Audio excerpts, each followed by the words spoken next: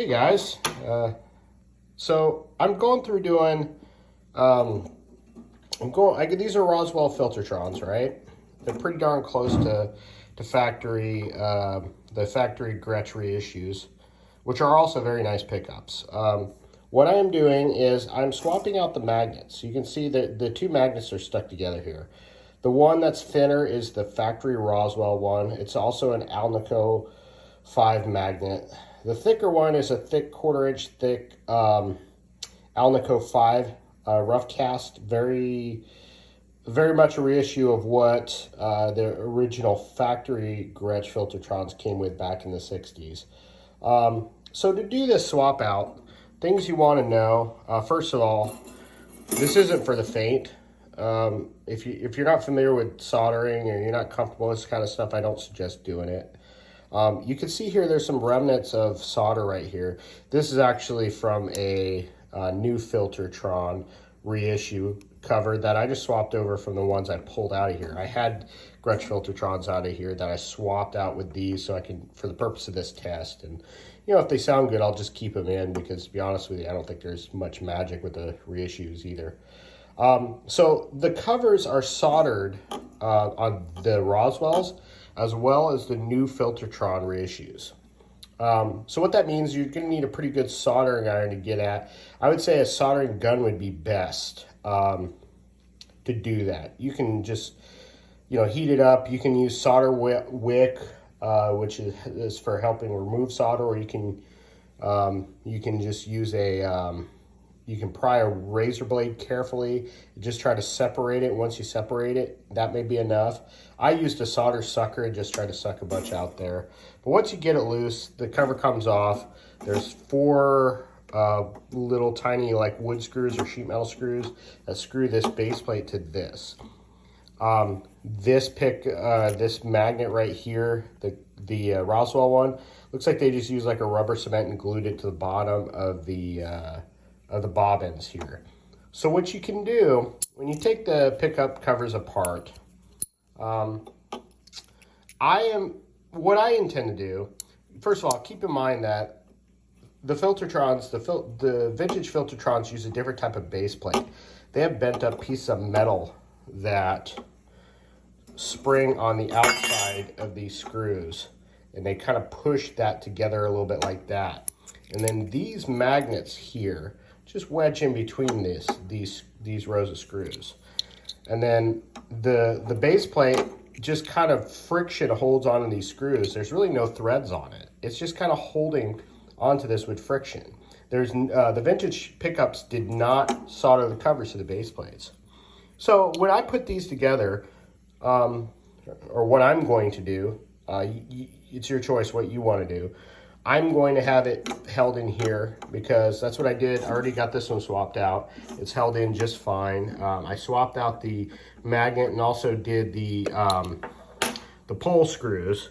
So the pole screws, you can get the pole screws and the magnets from Philadelphia Luthier tools and supplies.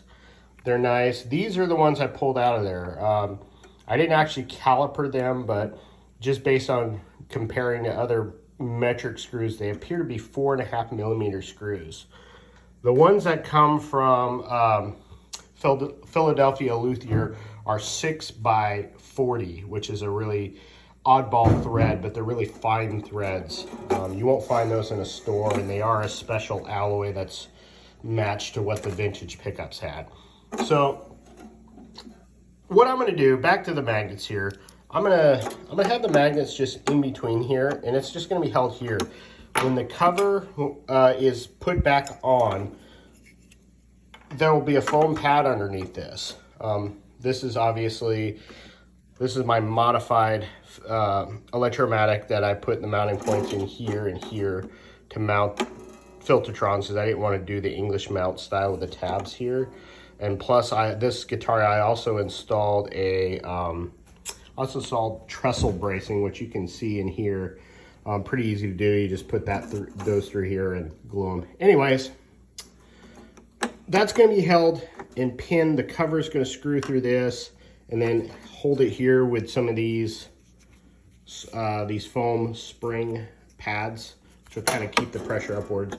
So by all purposes, this will be held together and pinned, and this will be pinned against the bottom of this with the new magnet. What you will want to do is you have to determine the magnetic pole. Now you can see here, I wrote on the thick magnet which side is north. This is the one I pulled out of there.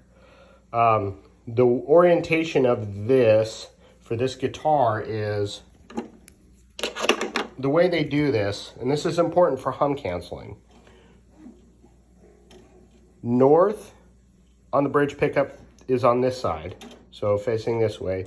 North on this pickup is facing this side. So you have two norths here. So the north will be correspond to this row of screws, and then the farther away, so the two screw rows in the middle of the two respective pickups will be north. The outboards here will be south, and that's part of the noise canceling. The other aspect of that that's really important is when you put these back in, I have a broken wire here, so don't, if you do it right, hopefully you won't have that. That's something, I think when I went to go pop off this magnet, I think I busted that off there. It probably wasn't soldered very well, or I was ham-handed with it, but I'll solder that back on. So when you put these back in here, make sure you get the pickup leads oriented correctly in here, whether it's on this side or this side. Should be on this side. At least that's how they are on my guitar. If you get that off and you have the pickup lead coming out of this side, first of all, if you have enough wire, you can do that. And if you get it on this side and your magnetic poles are different, then you end up with a different thing where you have two pickups that could be possibly causing phase problems. The phase of these is a combination of the wind direction of the bobbins and then the poles relative to these, or the magnetic pole relative to these. So you could end up with some weird some weird out of phase canceling stuff going on. So I'd be very mindful of that. I could be overthinking it too, but just be careful. This is a beater guitar that's going to get a refin, so I'm not protecting the face of this guitar, so I'm going to refinish this guitar because I hate this finish on it. So anyways, I just wanted to give you a quick run through on that and kind of what's going on. I will be doing sound clips that'll be loaded up on the forum for you guys to see, and then if you have any questions, hopefully this video will clear all those up, and hopefully somebody else won't be too scared to do this. Anyways, take care.